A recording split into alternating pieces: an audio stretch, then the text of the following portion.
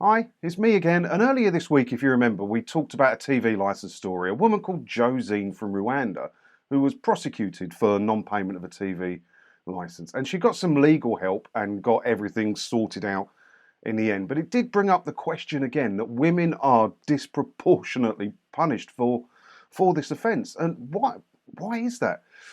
But the good thing that comes from that is more publicity about the TV licence fee. But they still don't tell you how to deal with it or what to do. I mean, have a look at this. It's a useful story. Look. A single mother faced criminal prosecution for being unaware of TV licence fee non-payment during the pandemic. With the help of a charitable law practice appeal, Josine was able to have the charges dropped. Hey, if you saw the video, I don't think it should ever have got that far. We don't know the full ins and outs of it, but she was visited by a TV licence enforcement officer. And whether you're not paying for a TV licence completely in a legit way, like myself, because I don't watch or record anything that's being broadcast, or use iPlayer, or if you're just not paying for it because you don't want to, or through protest or something, and you're still watching what you want, which I don't condone, but I understand people do it. I don't know, I'm not that silly that I don't understand people do that. It's important to know one rule, and that's if you get a visit from an enforcement officer, never speak to them. They reckon last year there was 50,000 prosecutions. So that's 50,000 cases that went through a magistrate's court.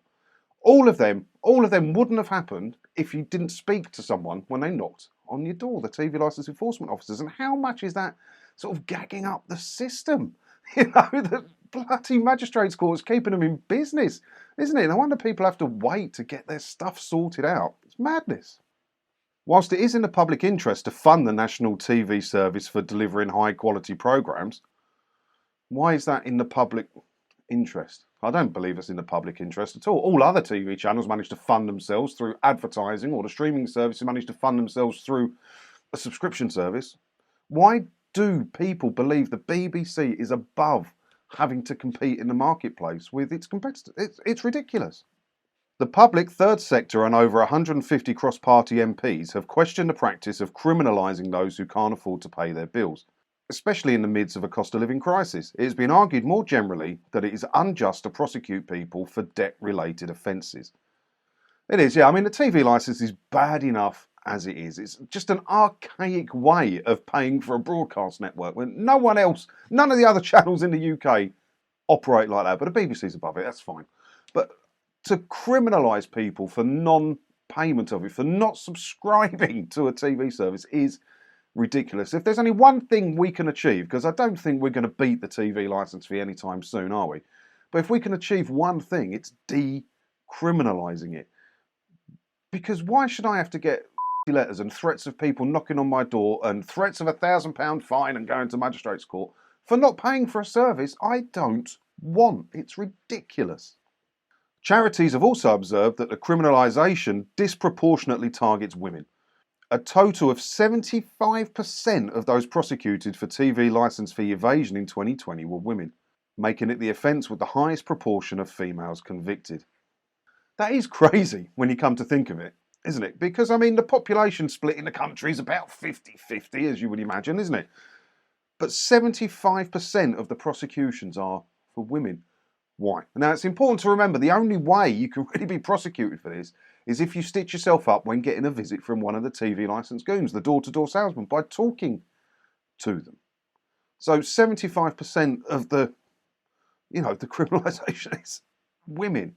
Why? Are they talking too much when they get knocked on the door? I mean, I don't want to sound misogynistic and ridiculous and making jokes about women and stuff, but something's up there, isn't it? It's not an even split.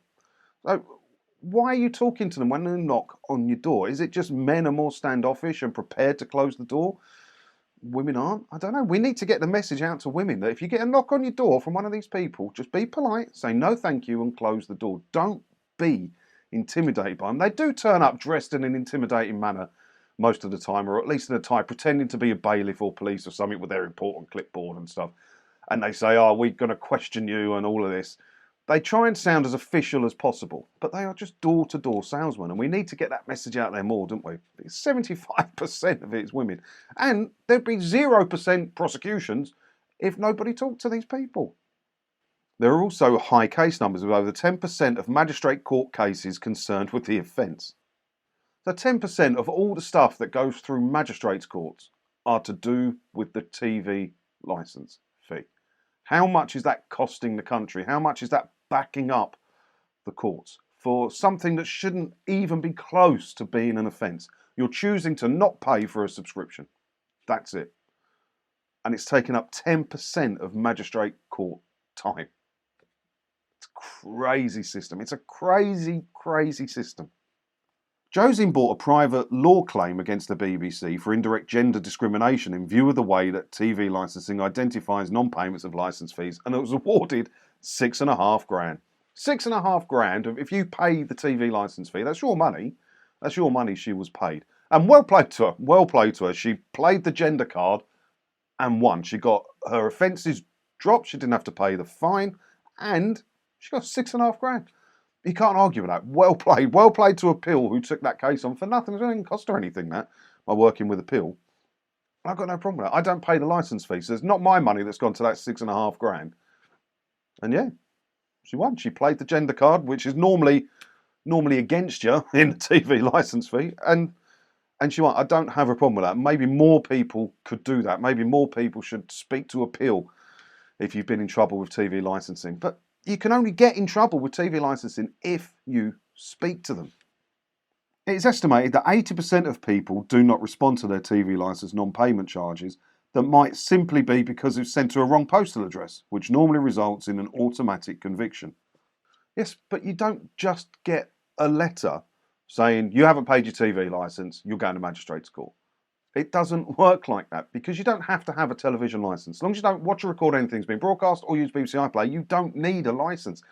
And you don't have to tell them that. I've got loads of their letters just packing up, and I don't have to reply to them. And I won't get a court case through. You have to talk to a goon. That's how it works. Sign something and maybe they go and doctor the paperwork. I don't know. I wouldn't put it past them. I can't back that up with any actual evidence. But unless you talk to them, none of this can happen. None of this can happen. 50,000 cases last year. 75% of those are women, and it's taken up 10% of all magistrate court time. And it's still a good idea, the telly licence. Is it? Now, when you look at it like that, it's a bit shocking, isn't it? 75% of the convictions are women. 75%, 10% of magistrates court time. It's crazy. The TV licence system does not work. It holds the BBC back. The people, you've got to please all the people all the time, which is impossible to do. No one's happy with the system. It's ruining the courts. It's disproportionately targeting women. It's time for it to go. Where's the good case for having the TV licence fee? They can't make the money stretch, so they may as well have less of it and make that not stretch as well. I don't know. Let me know what you think about it all down in the comments below. And as always, thanks for watching, and don't forget to hit the subscribe button if you haven't already, because that way, hopefully, I'll see you in another video again soon, won't I? Ta-da.